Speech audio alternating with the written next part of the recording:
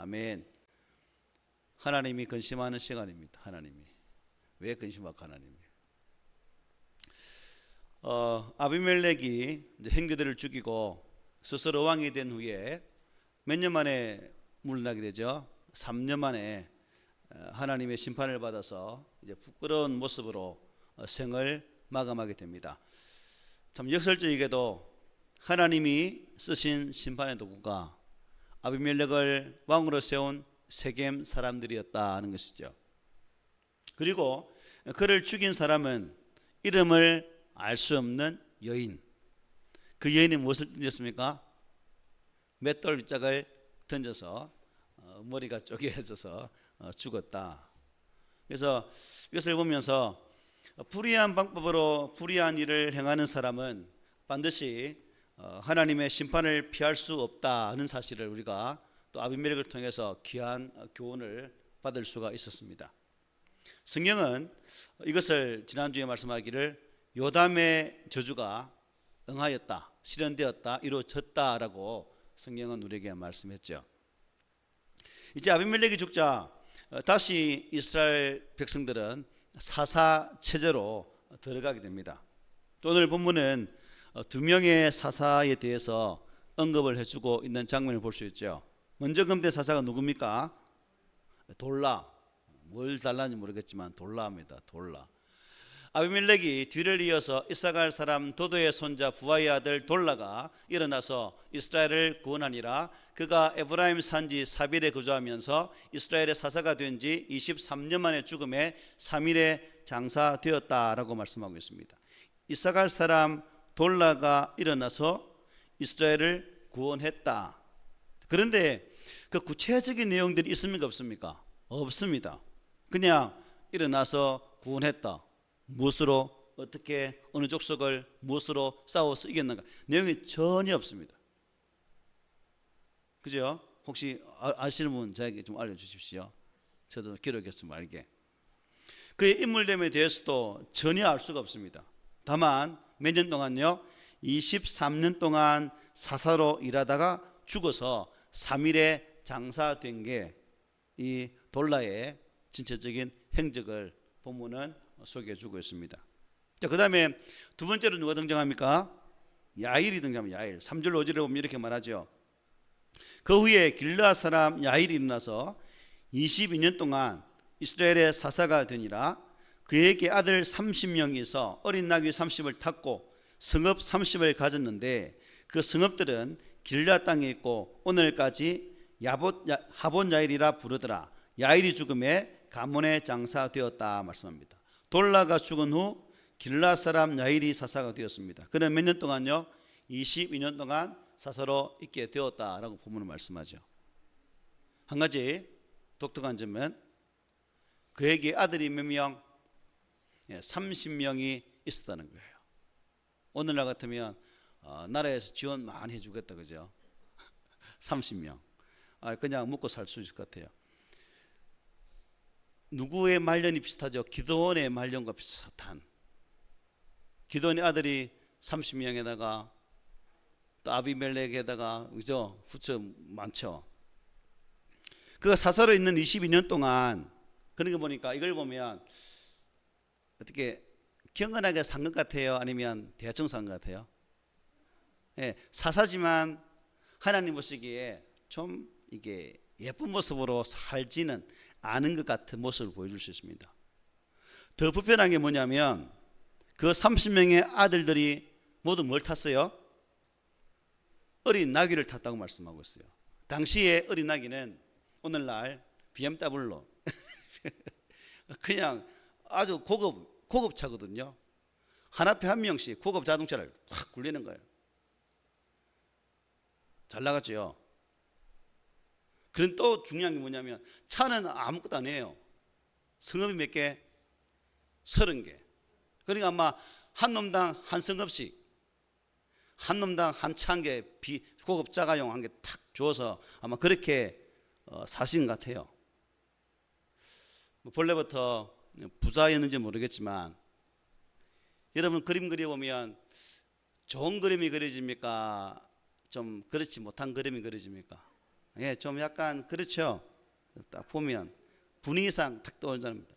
이게 본문에는 그가 부유하게 된 이유를 설명하고 있지 않기 때문에 단정적으로 말하기 어렵습니다. 그러나 다만 사사의 직분을 이용해서 부정한 불을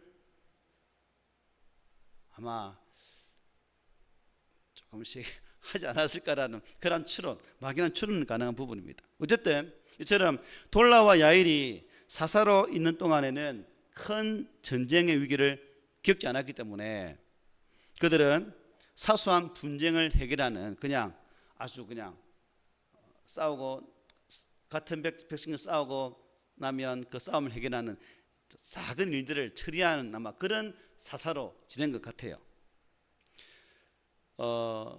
선지서를 보면 두 가지를 구분할 수 있죠. 선지서 무엇과 무엇을 구분하죠? 대선지서와 소선지서를 구분하죠. 그죠?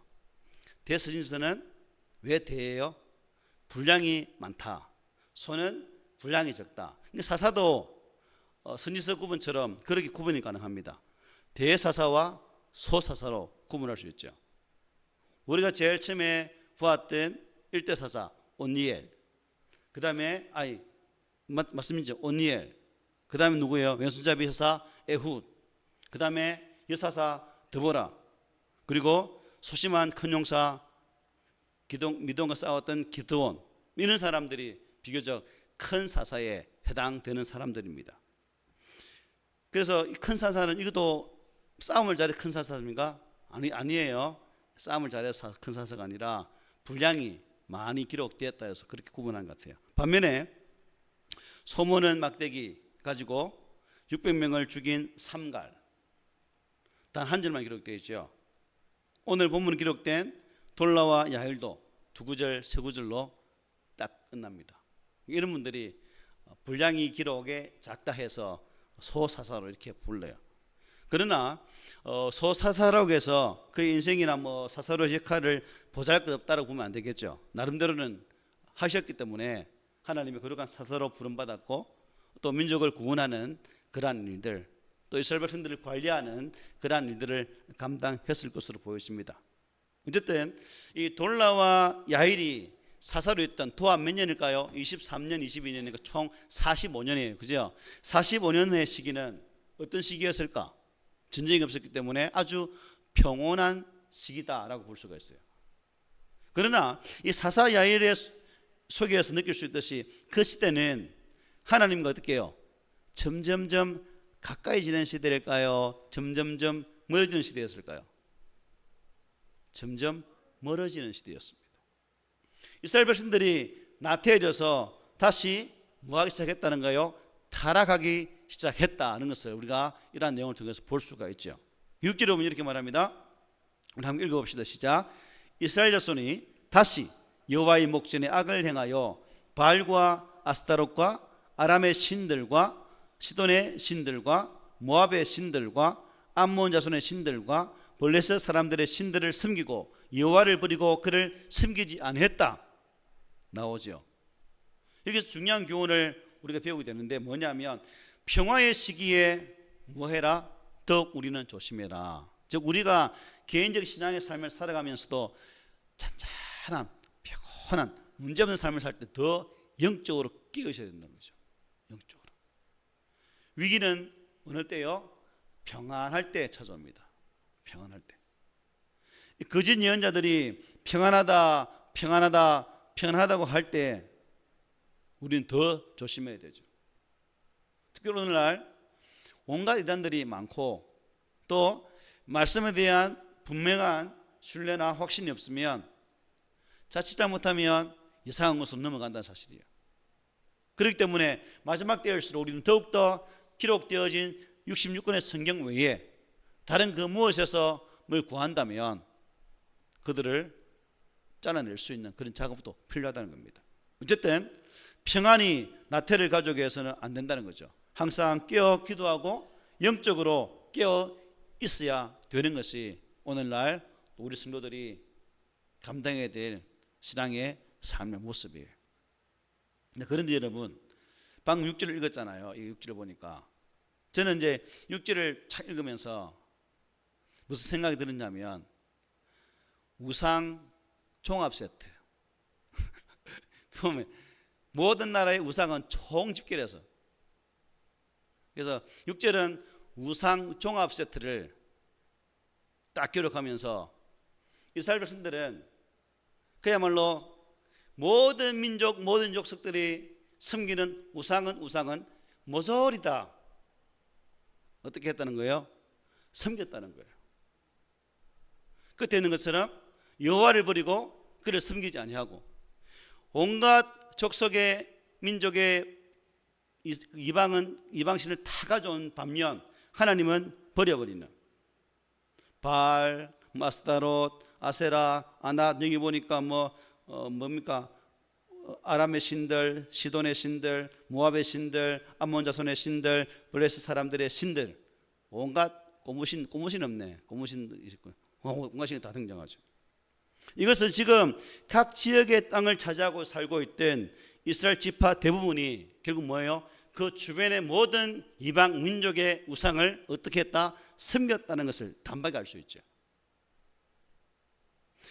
오직 여호와 유일신앙으로 세워져야 할 그들이, 하나님의 은혜로 택함받아 가나안 땅에 거했던 그들이 이제는 그 하나님에 대한 오직 한 분에 대한 사랑을 잊어버리고 주변의 모든 나라들의 우상을 섬기기에 급급했던 삶을 살았다는 겁니다. 심각한 문제죠. 서민이고 택한 백성이라 자부하면서 하나님께서 우리의 하나님이다라고 말하면서 정작 그들의 섬김의 대상은 하나님 아니라 이방 우상이었다는 사실입니다. 여러분, 왜 이스라엘 백성들이 여호와 하나님 대신에 이방의 이러한 7가지 주변의 7나라의 그 우상들을 섬겼을까? 왜 이렇게 우리 사사시대를 보면 계속 그렇잖아요, 그죠? 사사시대뿐만 아니라 열왕시대도 그렇고 그전에도 그렇고 계속 이스라엘 백성들은 하나님 대신에 우상 섬기를 기뻐했어요. 즐거워했어요. 왜 그럴까? 치매 걸렸을까요? 영적 치매? 어떤 현상일까요? 자, 하나님은 보입니까? 안 보입니까? 잘 안 보이잖아요. 우상은 눈앞에 잘 보이잖아요. 이 차이거든. 무소부지하신 하나님인 것을 알고 하나님은 우리 가운데 거하시며 모든 곳에 거하시는 분임을 알고 그것을 믿으면 되는데 이스라엘 백성들은 지금 당장 눈에 안 보이니까 눈에 보이는 그 무엇으로 하나님 대신을 섬기기를 원했다는 거예요. 그래서 우상에 집착하는 거죠. 내 눈으로 볼 수 있는 거. 그래서 우리 성도들은 우리도 육적인 눈을 가지고 있지만 더 중요한 게 뭐냐면요, 육적인 눈도 중요하지만 영적인 영안, 하나님을 볼 수 있는, 말씀을 통해서 하나님을 바라볼 수 있는 그러한 영적인 눈을 뜰 수 있는 그 은혜가 우리에게 필요하다는 거죠. 이스라엘 백성들이 만약 이 시대 때 정말 영안에 눌려서 참 하나님의 일하심을 바라보고 살았다면 우상을 섬기지 않았겠죠. 그런데 그들의 영적인 눈은 철저하게 장님인 상태였고 육적인 눈만 빠꼼 뜨여져 있는 그런 상황이었다는 거죠. 또 한 가지는 뭐냐면 우상은 어떻게 해서 만든 거예요? 사람이 만든 거잖아요. 결국 우상은 사람의 욕심, 즉 사람의 이기적인 욕심에 따라 만든 거예요. 그러니까 나의 이기적인 욕심을 채우기에는 뭐가 최고라? 우상이 최고거든요. 하나님은 말씀하시고 하나님은 그 말씀을 통해 순종하라고 말씀하십니다. 내가 싫으면 안 해야 되는데 하나님 무조건 하라는 거예요. 우상은 내가 욕심에 의해서 만들기 때문에 내 마음대로 하면 되거든. 이러한 차이, 이기적인 욕심으로 인해서 하나님의 절대적인 명령의 말씀 앞에 순박하기보다는 사람이 만든 우상 앞에 그들은 섬기기를 좋아했다는 거예요. 단순히 욕심 때문에. 또 뭐냐면 우리가 첫 우상을 섬긴 장면이 어디에 있냐면 출애굽할 때 어떤 장면이 벌어집니까? 모세가 시내산에서 하나님 법궤를 받으러 올라가잖아요. 그죠?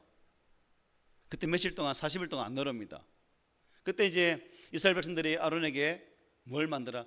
우리를 애굽에서 이끌어낸 신을 만들라 하잖아요. 그래서 아론이 야 그러면 가져왔던 금덩이 다 내놔 해서 뭐 만들면 금송아지 만들잖아요. 쉽게 영화 보면 혹시 보셨습니까? 보면요 송아지를 만들어 놓고 야릇한 모습들. 그러니까 우상을 섬기는 것은 뭐냐면 참 음란하고 또 그 음란 속에 재미를 느낀다는 거죠. 하나님을 섬기는 것은 근엄하고 거룩하고 구별되어진 삶을 살아야 되기 때문에 이러한 재미가 없거든. 그러니까 이스라엘 백성들이 참 우상 한번 빠지면 마약처럼 끊기 힘든 그 우상에 빠져서 살아갈 수밖에 없었다는 거죠. 이게 항상 말씀드리지만 이스라엘 백성들의 모습은 오늘날 누구의 모습이라고 했죠? 나의 모습이죠. 네. 우리도 끊임없이 하나님의 사랑을 받고 하나님 은혜 받았습니다 고백하며 살고 있지만 돌아왔으면 어때요? 원위치 제자리에서 나 항상 내가 원하는 방법으로 살거든요.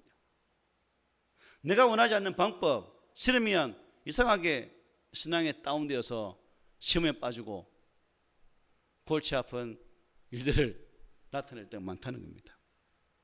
그래서 이런 이유로 이스라엘 백성들은 급기야 누굴 떠나게 됩니까? 여호와 하나님을 버리고 우상 숭배에 몰두하게 되었다라고 6절에서 말씀하고 있습니다. 자, 이러한 이스라엘 배교에 대해서 하나님 어떻게 하십니까? 가만히 보고 계십니까? 본문 7절부터 9절 한번 보십시오. 우리 한번 읽어봅시다. 7절 9절 시작. 여호와께서 이스라엘에게 진노하사 블레셋 사람들의 손과 암몬 자손의 손에 그들을 파심해 그 해에 그들이 요단강 저쪽 길라스에 있는 아모리 족속의 땅에 있는 모든 이스라엘 자손을 쳤으며 18해 동안 억압하였더니라. 암몬 자손이 또 요단을 건너서 유다와 베냐민과 에브라임 족속과 싸움으로 이스라엘의 공고가 심하였더라. 진노하신 하나님은 이스라엘을 블레셋 사람과 암몬 자손들의 손에 어떻게 파셨다라고 말해요. 본문은 파셨다. 7절에 보니까 블레셋 사람들은 이미 지중해 연안에 가드, 가사, 에글론, 에스글론 뭐 이런 5지방을 차지하고 그 지역을 완전히 장악했던 그런 족속이거든요. 그들이 이제 세력을 확장하는 가운데 이제는 어떻게 해요? 요단강 동쪽 길라까지 진출하게 되어서 이스라엘 자손들을 어떻게 했다? 괴롭게 하기 시작했다는 겁니다.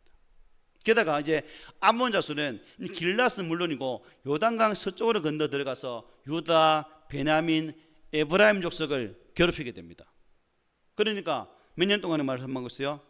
8절에 18년 동안 양쪽에서 협곡을 당하니까 여러분 얼마나 괴로웠겠어요. 옛날에 삼국시대 때 고구려가 밑에는 누구예요? 신라, 위는 당나라 사이에 얼마나 괴로움을 당합니까? 결국 이게 신라와 고구려 연합군이 당나라 연합군에서 고구려가 멸망하잖아요. 그것처럼 찡겨가지고 고생하고 있는 그런 상황입니다. 이러한 압박, 이러한 공격에 견디다 못한 이스라엘 백성들이 어떻게 합니까? 사사기에 흐르는 법칙, 고통 이후에 뭐다? 뭐 한다고요? 하나님께 뭐 한다? 부르짖게 된다는 거죠. 10절에 보니까 우리 읽어봅시다. 시작. 이스라엘 자손이 여호와께 부르짖어 이르되 우리가 우리 하나님을 버리고 바알들을 섬김으로 주께 범죄하였나이다 하니. 맞아야 정신 차리는 민족이 이스라엘. 주 터져야 쌍코피 줄줄 흘러봐야 그때 비로소 아이고 하나님이 잘못했습니다라고 고백하는 민족이 이스라엘 민족 같아요. 여러분, 자 그전에는 우리가 사사기를 보면 그전에는 하나님께 부르짖기만 했거든요. 하나님 용서해 주십시오라고 간구만 했어요. 그런데 오늘 본문에 보니까 틀려요. 우리가 우리 하나님을 버리고 구체적으로 죄를 고백하고 있어요. 우리가 뭔 죄를 지었는지. 바알들을 섬김으로 주께 범죄했습니다. 하나님을 섬겨야 되는데 하나님이 아닌 우상을 섬긴 죄를 고백합니다 라고 회개하고 있는 부분이죠. 자신의 죄가 뭔지 똑바로 알고 있는 거죠. 분명히 알고 있는 거죠. 그러나 하나님의 진노는 아마 하나님 화가 엄청나신 것 같아요. 한번 열린 뚜껑이 지금 닫히지 않는 아마 그런 상황이 있은 것 같아요. 이어지는 11절로 14절 보십시오. 제가 읽어드릴게요.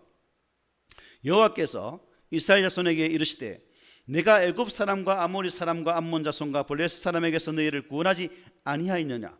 또 시돈 사람과 아말렉 사람과 마온 사람이 너희를 압제할 때에 너희가 내게 부르짖음으로 내가 너희를 그들의 손에서 구원하였거늘 너희가 나를 버리고 다른 신들을 섬기니 그러므로 내가 다시는 너희를 구원하지 아니하리라. 가서 너희가 택한 신들에게 부르짖어 너희의 환난 때에 그들이 너희를 구원하게 하라 하신지라.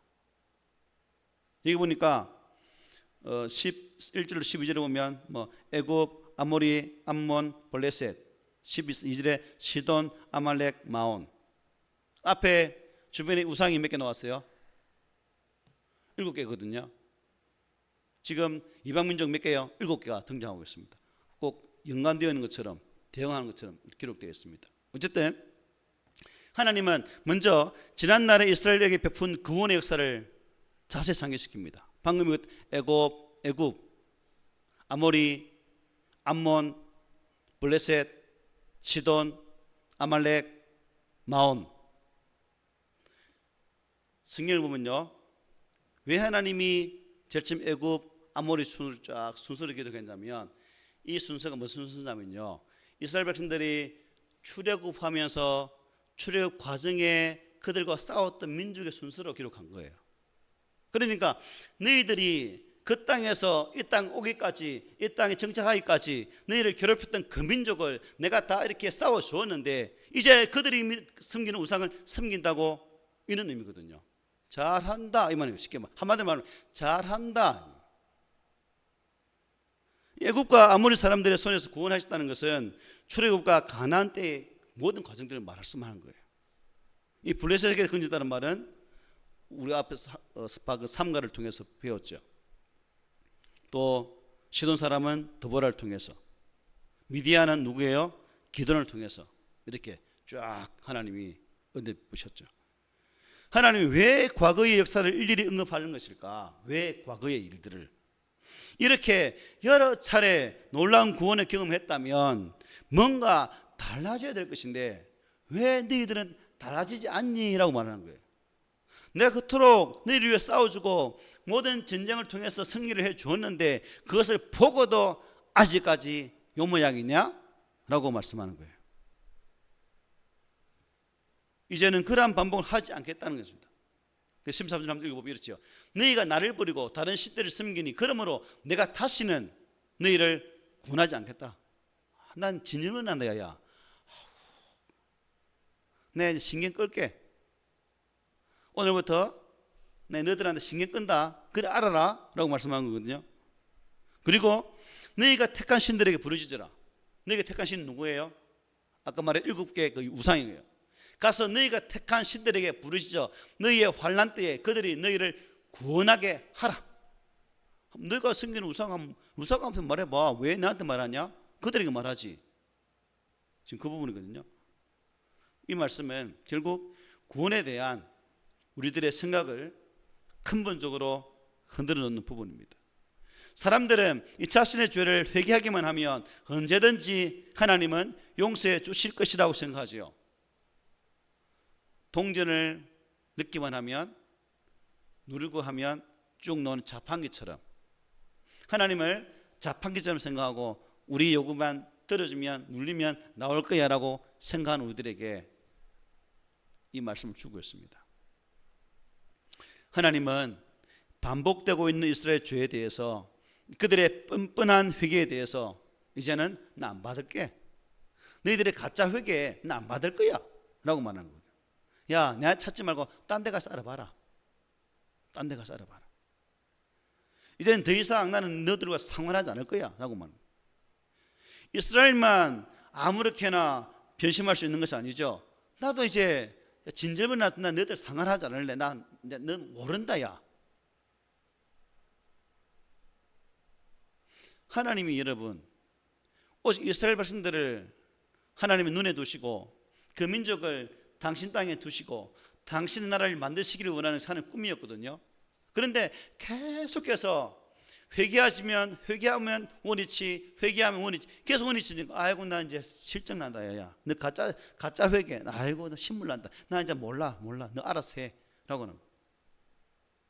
여러분 읽어보면서 우리가 하나님의 은혜라는 측면에서 이 은혜를 우리도 여러분 자주 잊어버리죠. 찬양은 은혜 부르는데 하나님께서 가장 싫어하는 것이죠. 망각이, 은혜를 잊어버리는 것. 하나님의 역사와 은혜를 날마다 묵상하면서 우리는 오늘의 삶의 자리에서 그것을 되새기며 사는 자가 되어야 됩니다.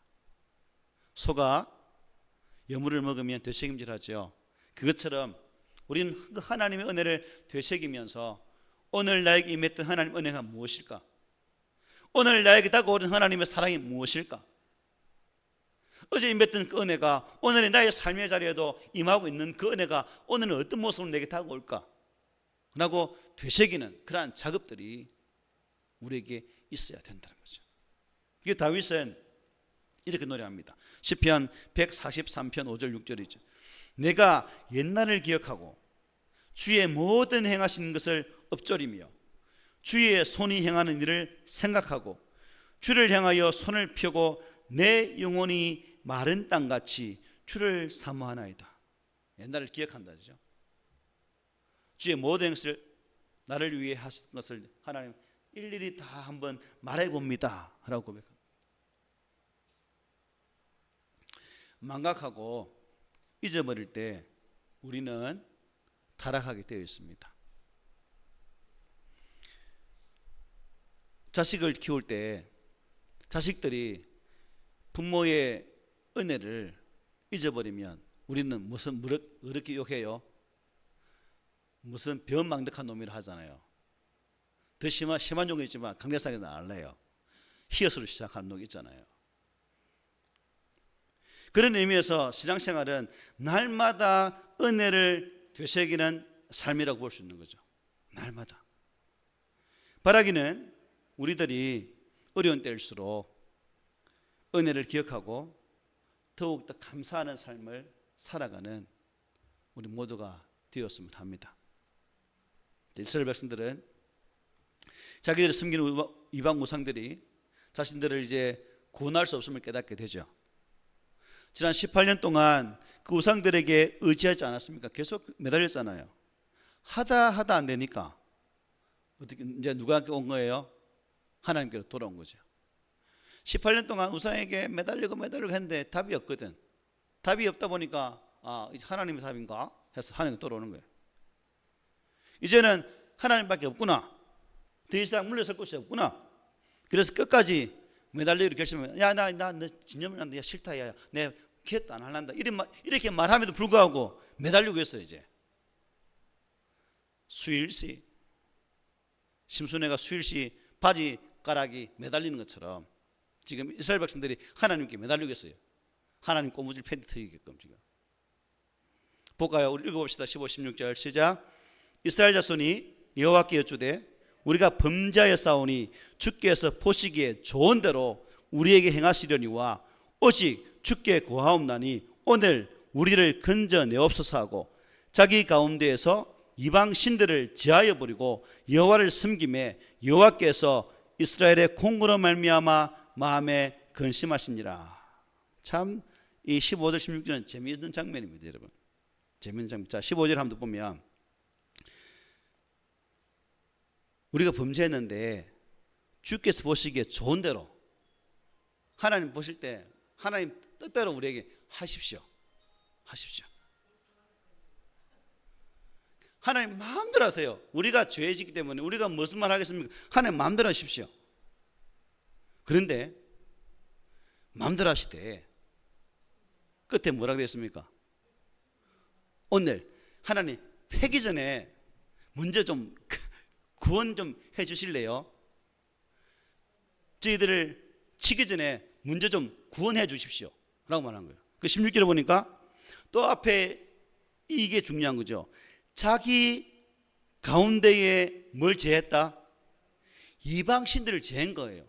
다른 앞에 사사들과는 이런 제해버린 거 없거든요. 여기 장면에만 이스라엘 백성들이 자신이 섬겼던 우상들을 제거해버리는 거예요.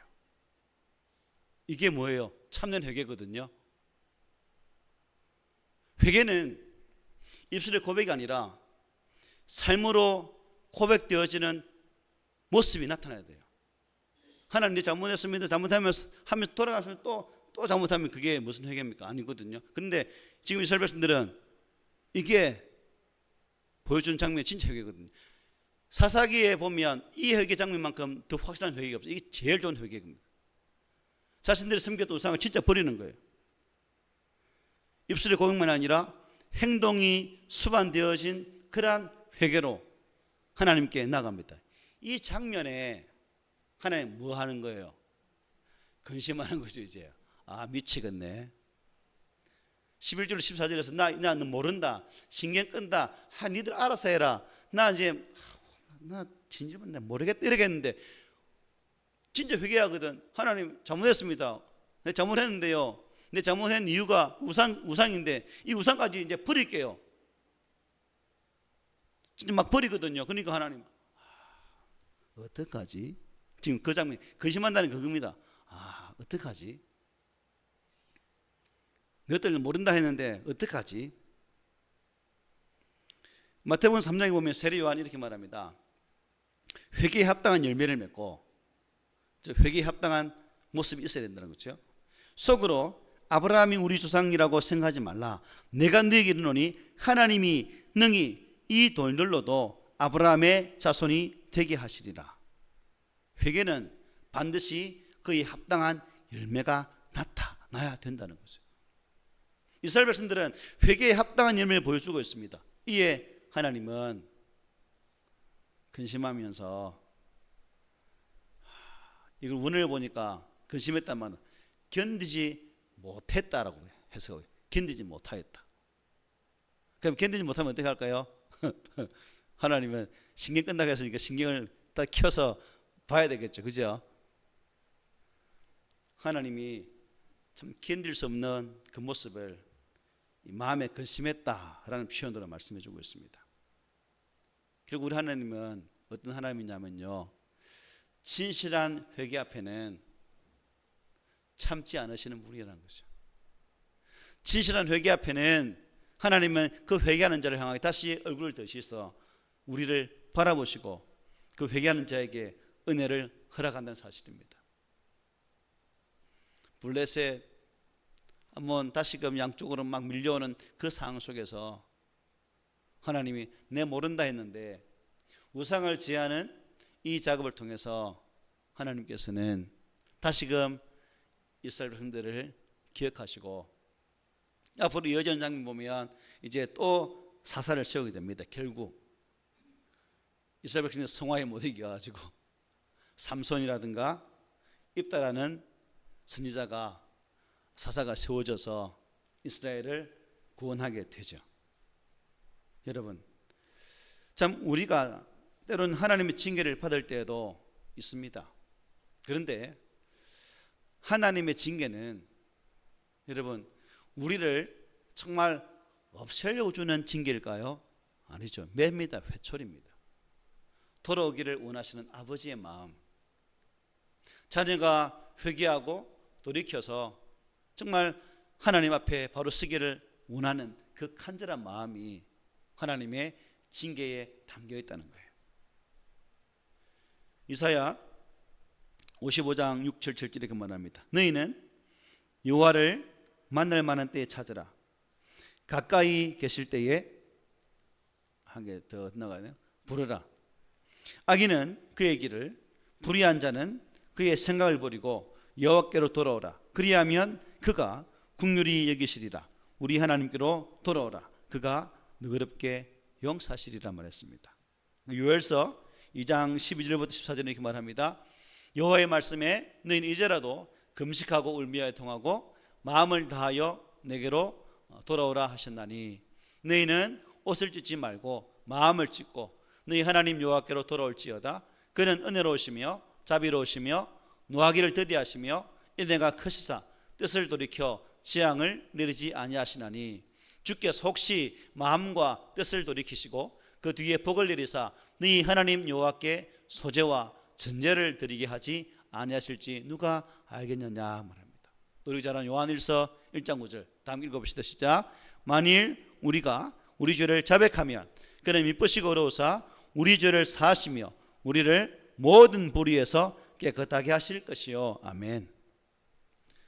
신약시대 성령시대에 살고 있는 우리는 이런 말씀을 보면서 참 반복적인 이 말씀을 통해서 반복적인 입술의 고백만이 아니라 삶을 통한 고백이 수반되었어야 하나님의 진정한 사유하심의 은혜를 얻게 된다는 사실을 깨닫게 됩니다. 삶의 변화를 이끌어내는 회개, 지금 하나님이 기뻐하시는 것이 바로 이 부분이거든요. 그래서 오늘날 우리가 진심으로 주님 앞에 서서 정말 우리 주님의 그 십자가 의대를 기억하면서 왜 나를 위해 하나님께서 십자가를 지시고 우리에게 구원의 생명을 주셔야만 했는가라는 이 하나님의 사랑의 환대한 계획을 기억하면서 주님, 내가 내 삶에서 매일매일 십자가를 지고 또한 그 십자가를 질 때마다 내 속에 있는 죄성들을 고백하고 정말 하나님께서 원하시는, 하나님께서 소원하시는 그 아름다운 믿음의 삶을 살아낼 수 있는 제가 되기를 소망합니다 라는 그 간절한 소망들이 우리 가운데 있기를 또 오늘 말씀으로 권면하면서 축복을 드립니다. 아멘.